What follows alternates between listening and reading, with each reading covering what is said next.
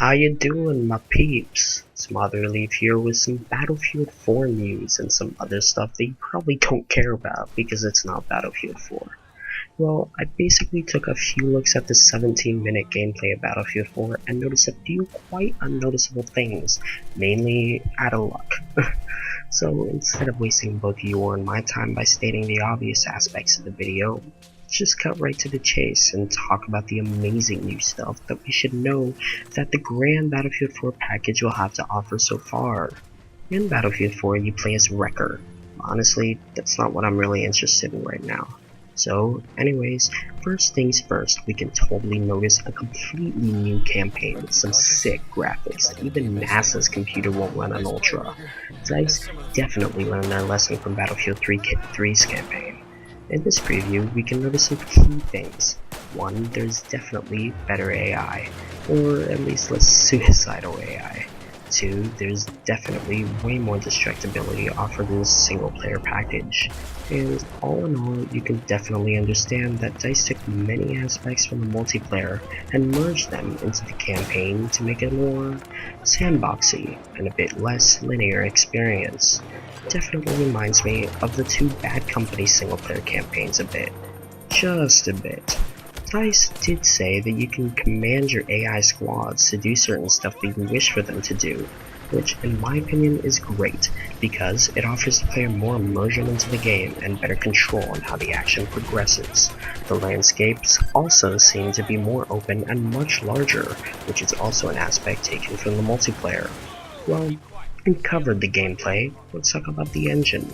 So, in case you don't know this, Battlefield 4 is running the brand new Frostbite 3 engine, and it looks amazing. Not a great leap from Frostbite 2, but considering their tight time frame, I think they did a pretty good job. The explosions are noticeably awesome. And if you're not convinced that they did do a great job, maybe this will change your mind. Pay attention to when the squad enters the woods.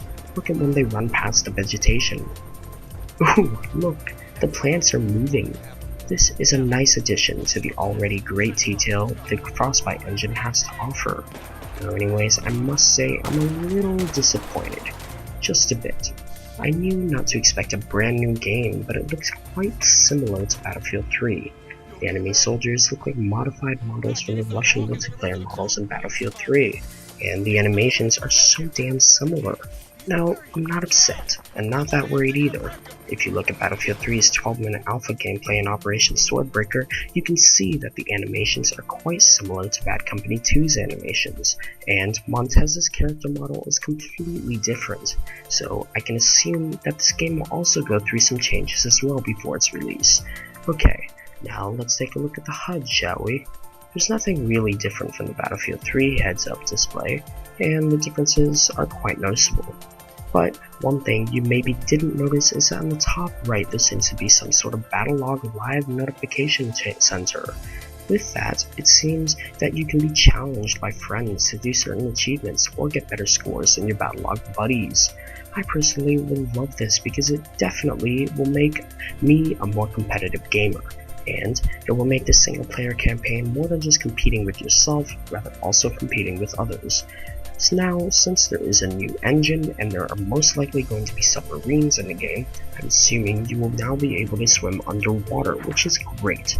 This could also be great because then you're not as screwed as when you jump into the middle of a large lake and you have no way to defend yourself. You can just hide deep in the water. Now, if anyone's worrying that the AEK is gone, fear not. Check this out. Okay, I'll slow it down for you.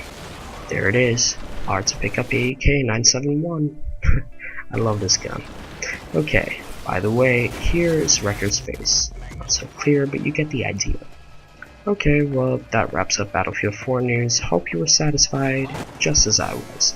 Let's move on to some other news, shall we? Since Battlefield 4 is coming out, and we at the Battlefield 3 Movie Makers clans are all pre-ordering it, we are going to change our channel name to Battlefield Movie Makers and remove the 3 from it. This doesn't just mean we're going to make Battlefield 4 and 3 videos, but we're also going to make videos from many different first-person shooters.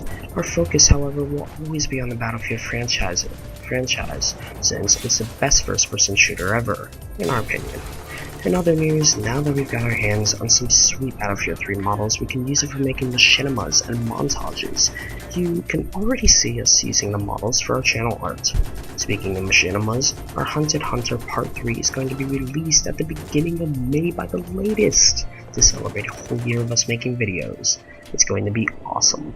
Well, I guess we're done with everything Battlefield. Stay tuned for more. Be sure to give this video a thumbs up if you liked it, and subscribe if you loved it. And you can also give us a like on Facebook and Twitter. Well, you can follow us on Twitter. Oh, and also, what do you guys think about Battlefield 4? Are you looking forward to it? Did you notice something more in the gameplay trailer? Feel free to comment below. Well, till next time, Smother Relief, signing off.